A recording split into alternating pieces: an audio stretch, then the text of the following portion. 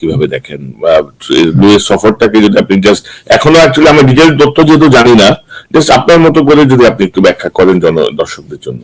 আমি আগে একটু পজিটিভ সাইডটা বলি, তারপরে হয়তো নেগেটিভ সাইডে আমি যাব।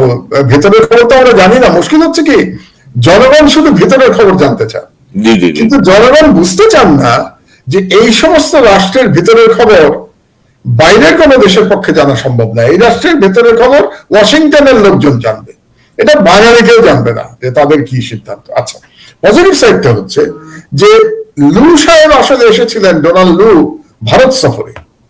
আপনার মনে রাখতে হবে ভারত সফরে তিনি কেন এসেছেন। ভারত সফরে এসেছেন এই জন্য যে ভারত এখন ডাবল রোল প্লে করছে। কারণ আমেরিকা যখন ভারতকে কোলে তুলে নিয়েছিল 9/11 পরে, যে সাউথ এশিয়াতে, দক্ষিণ এশিয়ায় ভারত আমেরিকার হয়ে বরকন্দাজের ভূমিকা পালন করবে, এটা ছিল আমেরিকার আশা, প্রেসিডেন্ট বুশের আশা এটা ছিল, যে আমরা যা বলবো তাই করবে, ভারত তাই করবে। এবং দুটো কাজ ছিল ভারতের, একটা হচ্ছে তথাকথিত ইসলামী জঙ্গিবাদকে মোকাবেলা করা, এটা ভারত করবে, এটা করেছে, এটা ভারত তার সাধ্য মতো মুসলমানদের দেশের বাইরে দেশের ভিতরে শায়েস্তা করেছে। আর দ্বিতীয় একটা ইচ্ছা ছিল আমেরিকা, যে চীনাকে মোকাবেলা করবে, চীনকে মোকাবেলা করবে ভারত। এই দুটো কারণে ভারতকে বেছে নিয়েছিল আমেরিকা, কিন্তু ভারত চীনকে মোকাবেলা করতে পারে নাই। তার কাজ তো চীনের বিরুদ্ধে না, চীনের বিরুদ্ধে তার কোনো সমস্যা নাই। তো এখন দেখেন রুশ এবং ইউক্রেন যুদ্ধের পরে কি হয়েছে, ভারত ওই যে বলে না, গাছেরটাও খাচ্ছে তলকটাও ঘুরাচ্ছে। আমেরিকার সাথে সুসম্পর্ক রাখছে, আবার রাশিয়ার কাছ থেকে সস্তায় তেল কিনছে। এবং আমেরিকার এমনই দুর্দশা যে সারা পৃথিবীকে সে স্যাংশন দিতে পারছে, যে রাশিয়ার থেকে তেল কিনলে আমি স্যাংশন দিব তোমাদের উপরে, কিন্তু ভারতের উপরে সে স্যাংশন দিতে পারছে না। কেন? কারণ ভারতকে মনে করে আমেরিকা যে ভারতকে তার দরকার, ভারত 130 কোটি মানুষ, এত বড় বাজার, কাজেই তাদেরকে আমার দরকার। এই জন্য ভারতকে আমেরিকা খুব একটা সাহায্য করতে পারছে না এখন। ডোনাল্ড লুয়ের মেইন সফরটা কিন্তু হচ্ছে এই জিওপলিটিক্স নিয়ে, এই যুদ্ধ, রুশ এবং ইউক্রেন যুদ্ধ, এবং ভারতকে সরিয়ে নিয়ে আসা রুশের কাছ থেকে, আর তাছাড়া চীনের বিরুদ্ধে ভারতকে আরেকটু শক্তিশালী অবস্থানে নিয়ে যাওয়া। এবং আপনি তো দেখেছেন যে চীনের নতুন পররাষ্ট্রমন্ত্রী কিন্তু ছুটিকা সফরে বাংলাদেশে এসে গেছে, যেটাতে আসছে। আগে আমি ভারতটা শেষ করে নেই। তাহলে লুয়ের প্রধান উদ্দেশ্য ছিল ভারত সফর করা। তো ভারত সফরে তিনি 3 দিন ছিলেন ভারতে, বাংলাদেশে ছিলেন 1 দিন। গত রাতে এসছেন, আজকে রাতে চলে গেছেন। কূটনৈতিক ভাবে এটাকে 2 দিন বলে, কিন্তু আসলে প্রকৃতপক্ষে 1 দিন। তো পজিটিভটা হচ্ছে যে এতদিন ধারণা ছিল মানে ভারতের ধারণা বা এরকমই আন্ডারস্ট্যান্ডিং ছিল যে বাংলাদেশ ভারতের একটা আশ্রিত রাজ্য, বাংলাদেশকে ম্যানেজ করার জন্য আমেরিকা ভারতের উপরে দায়িত্ব দিয়ে দিয়েছে। এখানে আমেরিকার আর দেখার কিছু নাই, ভারত যেটা বলবে, দিল্লি যেটা বলবে, ওয়াশিংটন এটা মেনে নেবে। কিন্তু লু বাংলাদেশে সফরে এসে একটা মেসেজ কিন্তু ভারতকে দিয়েছেন, সেটা হলো যে বাংলাদেশ আমরা সরাসরি দেখব। এতদিন আমরা তোমাদের মাধ্যমে দেখেছি, এখন আমরা তোমাদের মাধ্যমে দেখব না, আমরা সরাসরি দেখব। এটা একটা পজিটিভ সাইড। এই জন্য যেহেতু ভারত বাংলাদেশের উপরে একটা আধিপত্যবাদী কন্ট্রোল করে ফেলেছে, হেজেমনিক কন্ট্রোল, সেই কন্ট্রোল থেকে সরে যেতে হলে আমাদের আন্তর্জাতিক সমর্থন লাগবে। সেক্ষেত্রে লুয়ের এই সফর একটা বার্তা দিচ্ছে, এবং বার্তাটা আমাদের জন্য পজিটিভ। জনগণের এটুকু বোঝা দরকার, ওই কালকেই হাসিনা পড়ে যাবে এই ধরনের গল্পে বিশ্বাস না করে তাদের উচিত বিষয়টা বোঝার চেষ্টা করা, যে আমেরিকা ভারতের থেকে বাংলাদেশকে এখন সরিয়ে নিয়ে আসার একটা জায়গায় পৌঁছে গেছে বলে মনে হচ্ছে। এটা আমাদের জন্য পজিটিভ। এটা গেল প্রথম কথা। দ্বিতীয় কথা হচ্ছে যে আপনি জানেন এটা কোন যে ডিপ্লোম্যাটিক ভাষা আছে একটা, ডিপ্লোম্যাট ইচ্ছা করলেই তার মনের কথা প্রকাশ করতে পারে না। ডিপ্লোম্যাটের ভাষার একটা লিমিটেশন আছে, তার ডিপ্লোম্যাটিক নর্মসের মধ্যে তাকে কথা বলতে হয়। তো তিনি বাংলাদেশে এসে বাংলাদেশের মাটিতে দাঁড়িয়ে এবং বাংলাদেশের এই ফ্যাসিস্ট সরকারের একটা অপদার্থ পররাষ্ট্রমন্ত্রীর সামনে পাশে দাঁড়িয়ে তিনি বলেছেন মানবাধিকার এবং গণতন্ত্র আমাদের মূল বিষয়। Another message. তাহলে এই মেসেজটার অর্থ কি? মানবাধিকার এবং গণতন্ত্র মূল বিষয়। তার মানে শেখ হাসিনাকে মেসেজ দেওয়া হচ্ছে যে 2014 এবং 2018 মতো আরেকটা নির্বাচনের স্বপ্ন তুমি ভুলে যাও। এই ধরনের নির্বাচন বাংলাদেশে আমেরিকা মেনে নিবে না। This is the message. গণতন্ত্র মানে তো আপনার ভোট দেওয়ার অধিকার দিতে হবে, ভোট দেওয়ার অধিকার দিতে হলে তো শেখ হাসিনাকে যেতে হবে। শেখ হাসিনা ক্ষমতায় থেকে বাংলাদেশে কোনো ফেয়ার ইলেকশন সম্ভব নাকি? এটা তো সেই সোনার পাথর বাড়ির গল্প।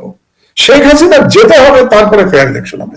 So there is a message লিওর পক্ষ থেকে যে গণতন্ত্র এবং মানবাধিকার থেকে আমরা সরি নাই। So this is positive. এখন আসেন র্যাবের ব্যাপারে তিনি কি বলেছেন। হ্যাঁ, র্যাবের যদি উন্নতি শব্দ আমরা ধরেও নেই যে তিনি বলেছেন, উন্নতি তো আর বলেন নাই, তিনি ইংরেজিতে বলেছেন। তো ইংরেজিতে কি শব্দ বলেছেন আমি পড়ি নাই তার স্টেটমেন্ট, আমি বলতে পারবো না, কিন্তু তর্কের খাতিরে আমি উন্নতি ধরে দিচ্ছি। তাহলে র্যাবের প্রতিও তো এটা। এবং আরেকটা কথা বলেছেন, এটা গুরুত্বপূর্ণ, র্যাবকে বলেছেন যে র্যাব যদি উন্নতি না হতো তাহলে আরো স্যাংশন আসতো, এটা বলেছেন লু।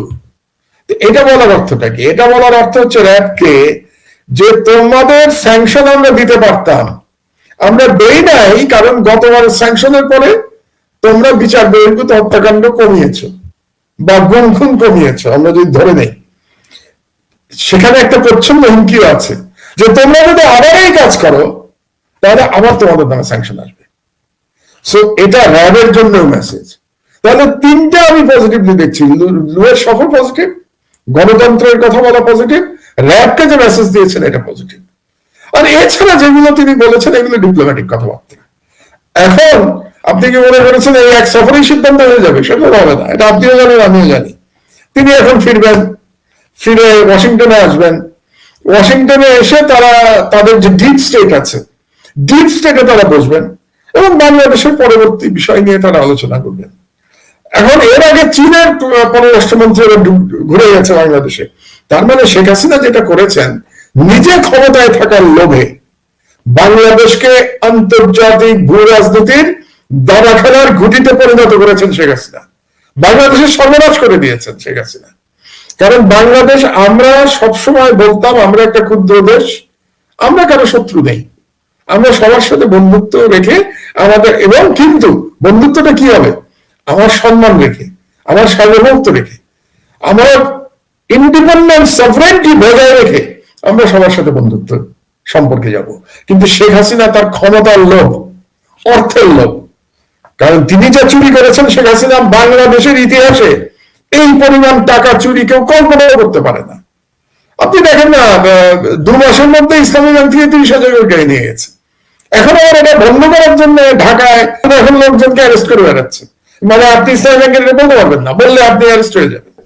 ইতিমধ্যে 5 জনকে অ্যারেস্ট করা হয়েছে, বলা হচ্ছে যে তারা ব্যাংকিং খাত নিয়ে গুজব রটাচ্ছে। তো এইটা কি আসলে গুজব ছিল কিনা, কি মানে সেই গুজব?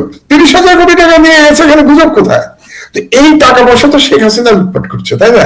তো বাড়ির যে বক্তব্য, সে বাড়ির বক্তব্যের মধ্যে এরকম ভাবে বলার চেষ্টা, আমরা দেশের ভালোর জন্য গেছিলাম, মহিন মাসুদের কিছু আপনি একবার ধরেছেন 2-3 বার, মহিন মাসুদকে সেভ করার একটা চেষ্টা, না তারা লোক খারাপ না, তাদের উদ্দেশ্য খারাপ ছিল না, এই ধরনের কথাবার্তা বলার ইচ্ছা, এবং জাস্টিফাই করতে চেয়েছেন একাগার।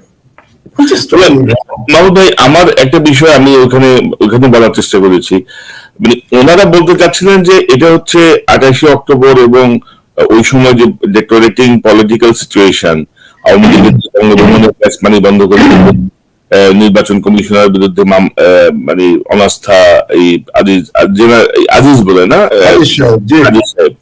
আজিজ সাহেবের বিরুদ্ধে, তো সবকিছু মিলিয়ে যে সিচুয়েশন, সেই সিচুয়েশনের প্রেক্ষিতে তারা বারী সাহেব নিজেই 3 বাহিনী প্রধানের সঙ্গে দেখা করেছেন, 3 বার না, 3 বাহিনী প্রধানের সঙ্গে দেখা করে জরুরি অবস্থা জারির কথা বলেছেন। তার একটা উৎসাহ ছিল। কিন্তু আমার কেন যেন মনে হয় যে it's a long plan actually, মানে কারণ আমরা তো সেই 111 ধারাবাহিকতা এখনো ফিল করছি, এখনো আমরা কিন্তু সেই, আমি আপনাকে বলি, আমার সোর্সের কথা বলি আপনাকে, কেমন আমার সোর্সের তো দেখছেন, আমার বইয়ের লেখা প্রমাণিত হচ্ছে তো এখন আমি যা লিখেছি। আমার সোর্স বলে 2005 সাল থেকে এই ষড়যন্ত্র চলছিল। ঘটনা ঘটেছে তো 2007 সালে, কিন্তু 2005 থেকে হচ্ছিল। এবং এই যে মাসুদের কথা, যেটা মাসুদের পক্ষে বলার চেষ্টা করেছেন বারী, তো এই মাসুদের কথা একটু বলা দরকার। মাসুদ যখন 9 ডিভিশনের প্রধান হলো, তখন আমার সোর্স আমাকে বলেছে যে মাসুদের কাজ ছিল প্রতিদিন বিভিন্ন বিদেশি দূতাবাসে তারেক রহমানের বিরুদ্ধে বদনাম করা, তারেক রহমানকে একটা খলনায়ক বানানোর চেষ্টা মাসুদ করছে 9 ডিভিশনের প্রধান হওয়ার পর থেকে, এবং সে রেগুলার ইনফরমেশন দিচ্ছে বিদেশি এম্বাসিগুলোতে। এবং যা মিস ইনফরমেশন ক্যাম্পেইন তখন চালানো হয়েছে বাংলাদেশের মিডিয়াতে, বিশেষ করে প্রথম আলো, ডেইলি স্টারে সব থেকে বেশি সেই সময় anti BNP, anti Tarique Rahman campaign চালানো হয়েছে প্রথম আলো, ডেইলি স্টারে। এটা সবই part of the entire game, এই পুরো জিনিসটা। যে মাসুদ, আপনার মনে আছে নিশ্চয়ই, কি অপরাধ কমিটির প্রধান হয়ে গেলেন, গুরুতর অপরাধ কমিটির প্রধান, তিনি দুর্নীতির বিরুদ্ধে জেহাদ করলেন। তো দুর্নীতির বিরুদ্ধে জেহাদ করার প্রথম মামলা হলো তো নেত্রী, মানে শীর্ষ নেত্রীর মধ্যে প্রথম মামলা তো শেখ হাসিনার বিরুদ্ধে, এটা বাড়ি স্বীকার করেছে। সেই শেখ হাসিনার কাছে এই মাসুদ এখন কিভাবে যায়? এই মাসুদ তো এখন শেখ হাসিনার কাছে গিয়েছিল আওয়ামী লীগে যোগদান করার জন্য। আপনি নিশ্চয় জানেন, আপনিও সাংবাদিক, আমিও সাংবাদিক, সংবাদপত্রের সাথে জড়িত। এবং শেখ হাসিনা তাকে পাঠিয়েছে জাতীয় পার্টির কাছে। সে তো প্রথমে জাতীয় পার্টির কাছে যায় নাই, জাতীয় পার্টির কাছে পাঠিয়ে এরশাদকে বলে দেওয়া হয়েছে তাকে যেন প্রেসিডিয়ামে পদ দেওয়া হয়। এবং আমি এরকমও শুনেছি যে এরকম উদ্দেশ্য ছিল, যদি এরশাদ কোনো গন্ডগোল করে তাহলে মাসুদকে দিয়ে শেখ হাসিনা জাতীয় পার্টি দখল করে ফেলবেন। এই কাহিনী তো আমরা শুনেছি। শুধু জাতীয় পার্টি না, যে অস্ট্রেলিয়ায় তাকে 2-3 বার এক্সটেনশন দেওয়া হয়েছে, দেশে এসছে। কত টাকার মালিক, এবং মাসুদ কত টাকার মালিক, মাসুদ কি পরিমাণ সম্পদ বাংলাদেশে আছে। দুর্ভাগ্যবশত মাসুদ আবার বেগম খালেদা জিয়ার আত্মীয়, কারণ তার ছোট ভাইয়ের ভাইরা, আপন ছোট ভাই মারা গেছেন, তার আপন ভাইরা, সাইদ ইস্কান্দারের আপন ভাইরা জেনারেল মাসুদ। তো এখন কি বলবেন আপনি? তাহলে মাসুদের মতো লোককে এখনো ব্রিগেডিয়ার বাড়ি জাস্টিফাই, ডিফেন্ড করবার চেষ্টা করছে, দুর্ভাগ্যজনক।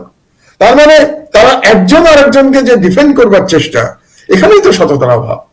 আর আমার তো আজকে 1/11/16 বছর, 2007 হয়েছে 1/11, আজকে 2023, তার মানে আপনার কত 16 বছর চলে গেল। 16 বছর পরে বাংলাদেশের অবস্থা তো আমরা দেখতে পাচ্ছি। এবং 16 বছর পরে বাংলাদেশের কি অবস্থা হয়েছে, ভারতের কাছে চলে গেছে, কোনো স্বাধীনতা নাই, জনগণের স্বাধীনতা নাই, মানবাধিকার নাই, গণতন্ত্র নাই, ভোট দেওয়ার অধিকার নাই। এরপরেও এই 1/11 কুশীলবরা একজন আরেকজনকে ডিফেন্ড করবার চেষ্টা করছে, তাদের বিবেক এখনো জাগ্রত হয় নাই। কিছু হতে পারে না। কাজে আমি একটা কথা আপনাকে বলবো, যে এরপরে বাড়ি যদি আপনার এখানে আবার ইন্টারভিউ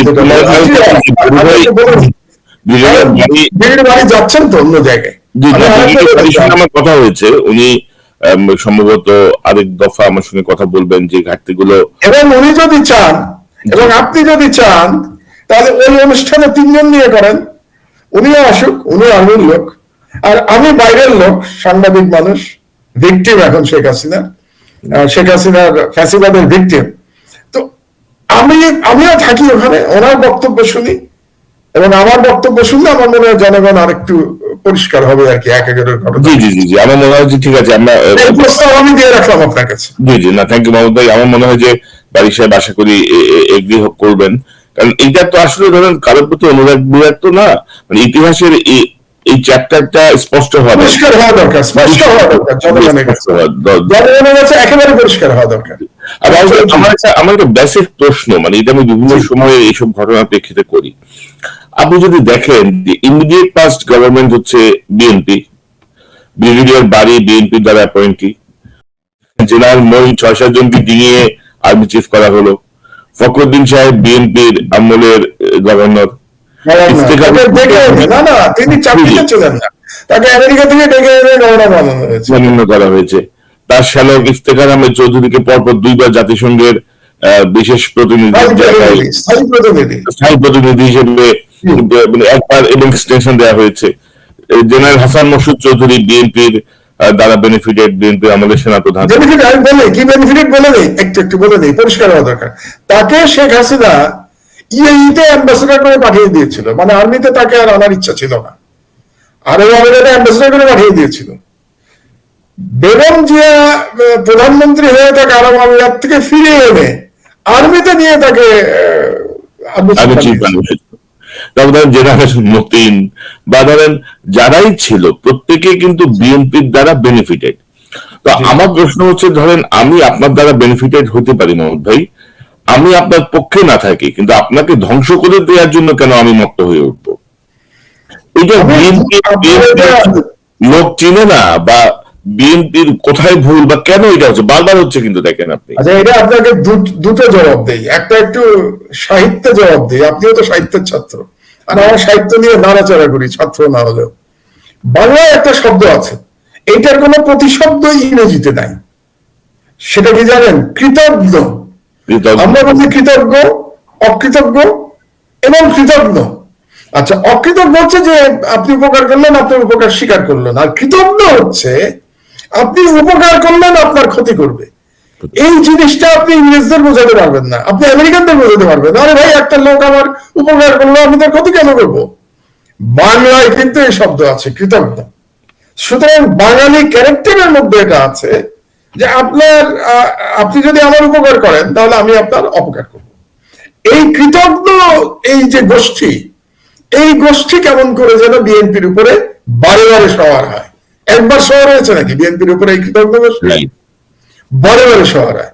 আপনি এখনো দেখেন না, মানে অনেক ছোট উদাহরণ, এই যে আপনার ব্রাহ্মণবাড়িয়ায় নির্বাচনের নামে নাটক হতে যাচ্ছে কদিন পরে, সেখানে আব্দুল সত্তার উকিল নামে এক লোক বিএনপির, তিনি মন্ত্রী ছিলেন, বিএনপির সময় খালেদা জিয়া তার মন্ত্রী ছিলেন। তিনি এখন, তার বয়স কত আমি জানি না, আমি তো বুড়ো হয়ে গেছি, তার বয়স, তিনি বিছানা থেকে উঠতে পারেন কিনা আমি তাও জানি না, তিনি এখন হাসিনার সাথে যোগ সাজস করে তিনি বাই ইলেকশন করছেন, এবং তাকে জেতানোর জন্য আওয়ামী লীগের সবাই ওখান থেকে বাই ইলেকশনে উইথড্র করে ফেলেছে নমিনেশন। তো এতটা নির্লজ্জ, এতটা কৃতজ্ঞ দেখে কষ্ট লাগে, এবং বেগম জিয়ার জন্য আসলে মাঝে মাঝে দুঃখ লাগে যে এত কৃতজ্ঞ, এত কৃতজ্ঞ লোক ওনার চারপাশে কিভাবে জুটেছিল, এটা সবাই। এবং আপনি কি শিক্ষা নিচ্ছেন? আপনি কি শিক্ষা নিচ্ছেন? বিএনপি নেতৃত্ব কি শিক্ষা নিচ্ছে? আমি যে কথাটা দিয়ে আমার বক্তব্য শুরু করেছিলাম, যে আমাদের বইপত্র পড়ার সময় নাই বিএনপি নেতৃত্বের, আমরা তো লিখে যাচ্ছি, কিন্তু যাদের জন্য লেখা তাদের পড়ার সময় নাই। তো আপনি এদেরকে সঠিক পথে আনবেন কি করে, অ্যাডভাইস দেবেন কি করে?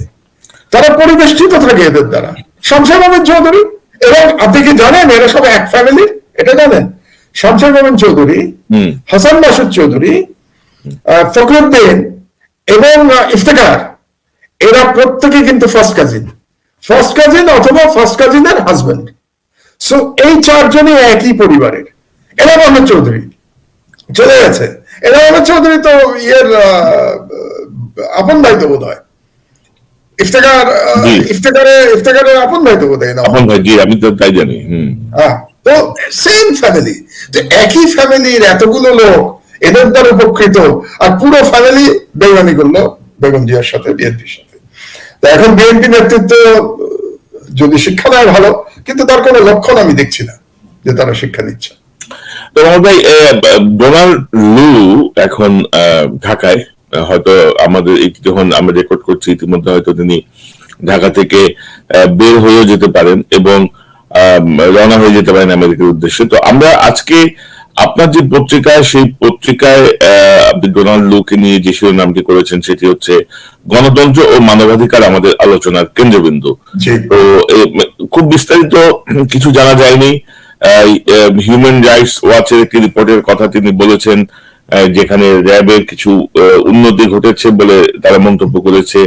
সে বিষয়টি তারা, উন্নতি শব্দটাই আমার আপত্তি আছে। তারা বলেছে যে দেওয়ার পরে, কি বলে, আমেরিকান স্যাংশন দেওয়ার পরে র্যাব বিচার বহির্ভূত হত্যা কমিয়েছে, এই হচ্ছে মানে বক্তব্যটা। তো এই সফরকে কিন্তু একটা টানটান উত্তেজনা ছিল, সবকিছু মিলিয়ে এই বিষয়টা আপনি কিভাবে দেখেন? লুয়ের সফরটাকে যদি আপনি জাস্ট, এখনো অ্যাকচুয়ালি আমরা ডিটেইল তথ্য যেহেতু জানি না, জাস্ট আপনার মতো করে যদি আপনি একটু ব্যাখ্যা করেন দর্শকদের জন্য। আমি আগে একটু পজিটিভ সাইডটা বলি, তারপরে হয়তো নেগেটিভ সাইডে আমি যাব। ভেতরের খবর তো আমরা জানি না। মুশকিল হচ্ছে কি, জনগণ শুধু ভেতরের খবর জানতে চান, কিন্তু জনগণ বুঝতে চান না যে এই সমস্ত রাষ্ট্রের ভিতরের খবর বাইরের কোন দেশের পক্ষে জানা সম্ভব না। এই রাষ্ট্রের ভেতরের খবর ওয়াশিংটনের লোকজন জানবে, এটা বাঙালি কেউ জানবে না যে তাদের কি সিদ্ধান্ত। আচ্ছা, পজিটিভ সাইডটা হচ্ছে যে লু সাহেব আসলে এসেছিলেন, ডোনাল্ড লু, ভারত সফরে। আপনার মনে রাখতে হবে ভারত সফরে তিনি কেন এসেছেন। ভারত সফরে এসেছেন এই জন্য যে ভারত এখন ডাবল রোল প্লে করছে।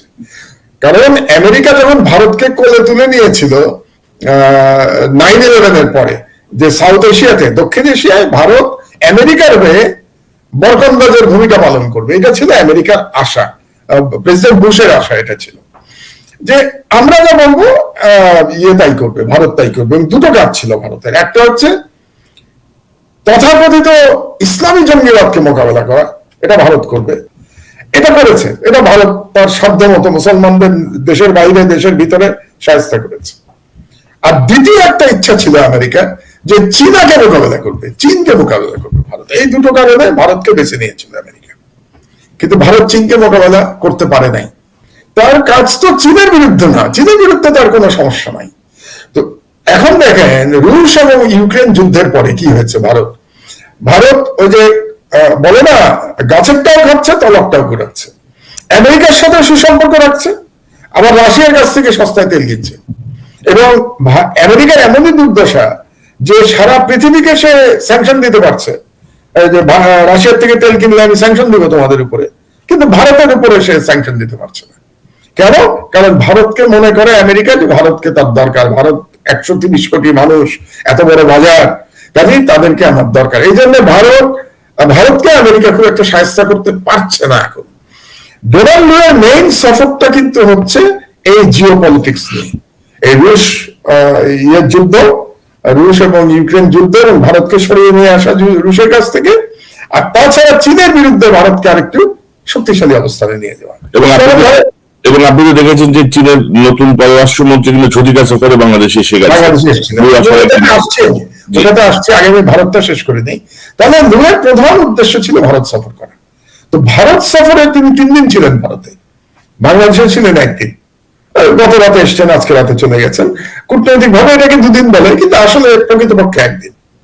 তো পজিটিভটা হচ্ছে যে এতদিন ধারণা ছিল মানে ভারতের ধারণা বা এরকমই আন্ডারস্ট্যান্ডিং ছিল যে বাংলাদেশ ভারতের একটা আশ্রিত রাজ্য, বাংলাদেশকে ম্যানেজ করার জন্য আমেরিকা ভারতের উপরে দায়িত্ব দিয়ে দিয়েছে। এখানে আমেরিকার আর দেখার কিছু নাই, ভারত যেটা বলবে, দিল্লি যেটা বলবে, ওয়াশিংটন এটা মেনে নেবে। কিন্তু লু বাংলাদেশে সফরে এসে একটা মেসেজ কিন্তু ভারতকে দিয়েছেন, সেটা হলো যে বাংলাদেশ আমরা সরাসরি দেখব। এতদিন আমরা তোমাদের মাধ্যমে দেখেছি, এখন আমরা তোমাদের মাধ্যমে দেখব না, আমরা সরাসরি দেখব। এটা একটা পজিটিভ সাইড। এই জন্য যেহেতু ভারত বাংলাদেশের উপরে একটা আধিপত্যবাদী কন্ট্রোল করে ফেলেছে, হেজেমনিক কন্ট্রোল, সেই কন্ট্রোল থেকে সরে যেতে হলে আমাদের আন্তর্জাতিক সমর্থন লাগবে। সেক্ষেত্রে লুয়ের এই সফর একটা বার্তা দিচ্ছে, এবং বার্তাটা আমাদের জন্য পজিটিভ।